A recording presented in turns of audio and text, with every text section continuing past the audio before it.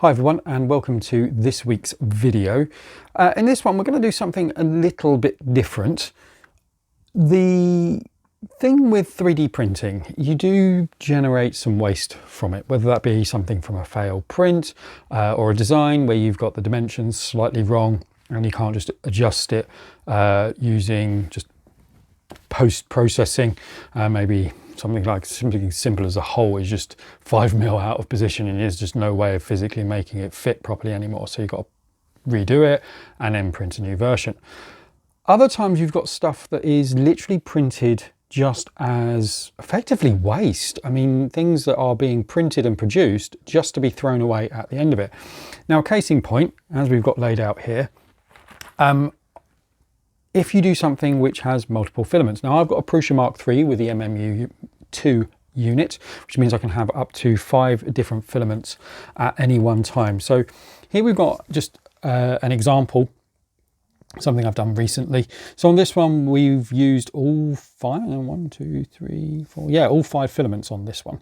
So in this instance, it's all PLA. Actually, no, this is PETG, sorry.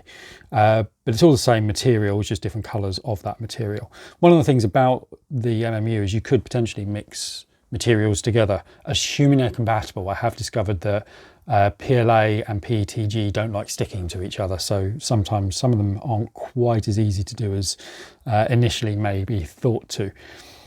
But the thing with this is that when it goes from one color to another, it needs to prime the nozzle with the new color. And what it does, for those that don't know, is it produces these waste blocks, purge towers.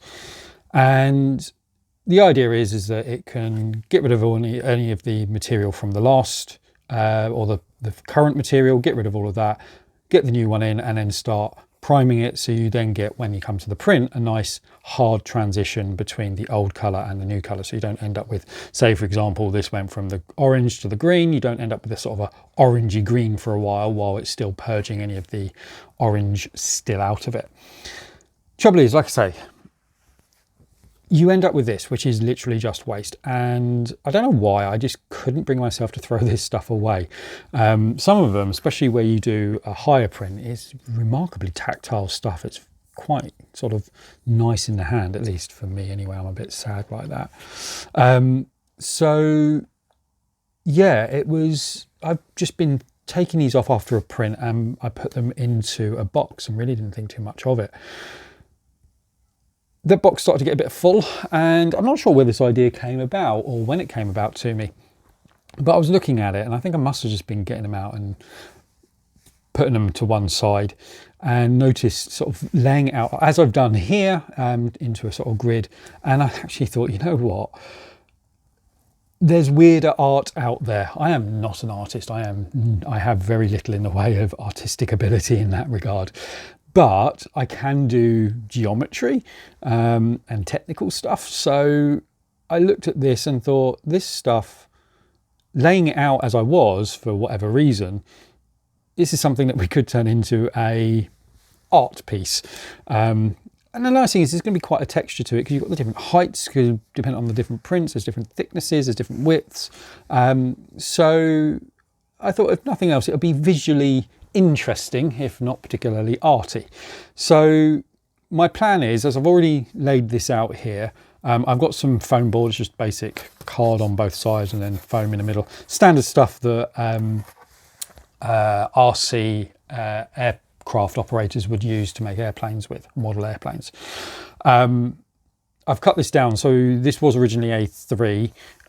This, because of the width of these, they don't make quite A3 in width. So I've cut this down. I've allowed a 10mm margin all the way round.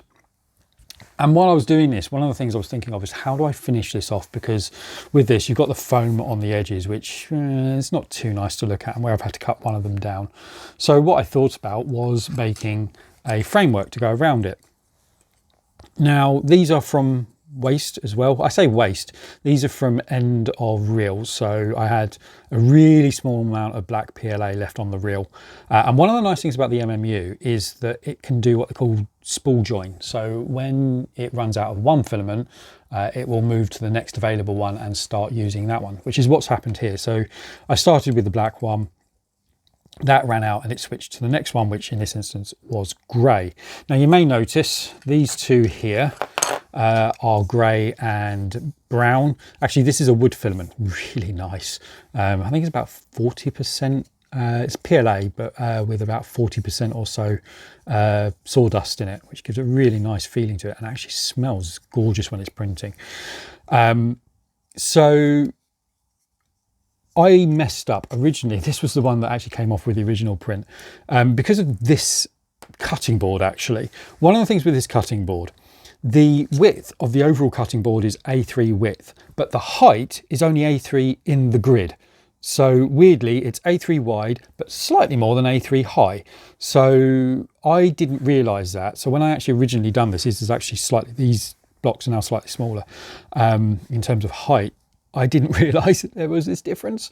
So yeah, it's I printed these off with the original size and it's too big for this. So what I've done in the end was the grey was still available. So again, it's just an end of reel. So I used that. And what I've done was actually, I haven't used all of the grey up. I cheated a little bit here because I wanted to keep these will be going this way. So you've got the black and then the thicker grey. In this instance, I thought it'd be interesting to go the other way. So you've got a thinner grey and then the wood fill there. So what I'm going to do is start off, I'm going to put two sides of the frame in and glue those into place, and then we'll transfer this over to here and then we'll put the remaining part of the framework in. So what I'll probably do here is time lapse this so you don't have to sit through the entire thing, and then we'll have a look at what the final product is.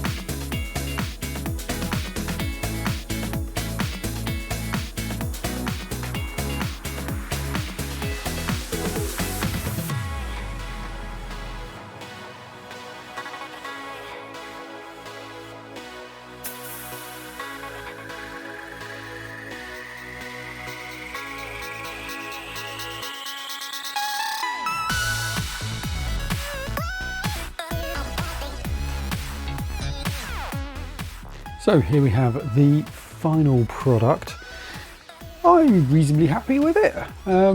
It's certainly going to be something that's going to be interesting to eventually get hung on the wall. Still need to figure out how I'm actually going to get this thing hanging from a wall. I've got a couple of ideas. One is just to literally glue some string to the back of it. Another one is to 3D print one of those keyhole type eyelets so I can actually hook it onto the wall using just a nail, a bit like the sort of more conventional ones, I suppose. Normally, we normally put a framed photo or whatever up onto the wall. So yeah, that's the final bit for this. I'm happy with the overall project. It's certainly better than just throwing it all into the bin. So yeah, hopefully this gives some of you guys some ideas on what you can do with waste from your 3D projects that don't just end up being thrown away and put into landfill. Going forwards, I might even look at some of the other waste that I've got and other failed prints, etc., and see if we can do maybe some form of sculpture with it, and see how that goes. I have very little hopes for that one because, like I said earlier, I am not an artist. So this is very much me just gluing things together. But I'm sure we can do something, and hopefully it means that we can have something that will look good. Other than that, as always, thank you very much for watching, and I will see you in the next video.